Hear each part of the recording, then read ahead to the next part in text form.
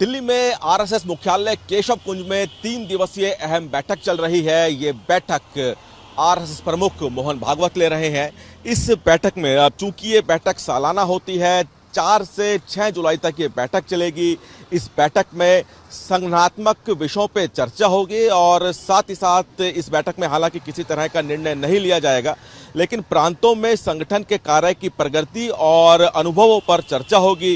कार्य विभागों को कार्य के लेकर चर्चा के अलावा अन्य जो विषय हैं, आने वाले दिनों में किस तरह से राष्ट्रीय स्वयंसेवक संघ काम करेगा, इस पे चर्चा होगी। बैठक में सर संघ संचालक मोहन भागवत चूंकि खुद मौजूद हैं, इनके अलावा इस बैठक में सभी सर कार्यवाह, कार्य विभाग प्रमुख और संघ प्रेरित 32 अलग अलग संगठन जो कि अखिल भारतीय संगठन के मंत्री हैं, वो इसमें उपस्थित रहेंगे।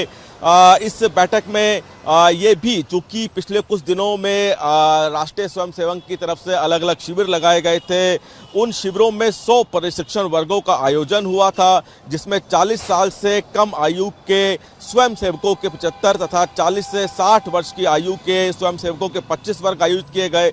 उनका किस तरह से रिस्पांस रहा है, उनकी क्या कार्यशैली रही है, इस पर इस बैठक में चर्चा होगी। साथ ही साथ आने वाले दिनों में आरएसएस की देश के अलग अलग जहाँ शाखाएं हैं, वहाँ पे किस तरह से भूमिका रहेगी।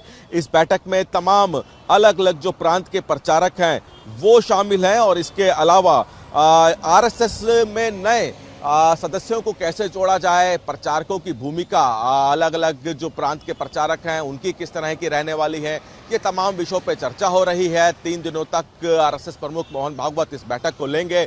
दिल्ली में आरएसएस मुख्यालय केशव कुंज में ये बैठक है और आरएसएस के आने वाले एजेंडों पर, इस विषय पर तमाम चर्चाएं तमाम प्रचारकों के साथ खुद मोहन भागवत करेंगे।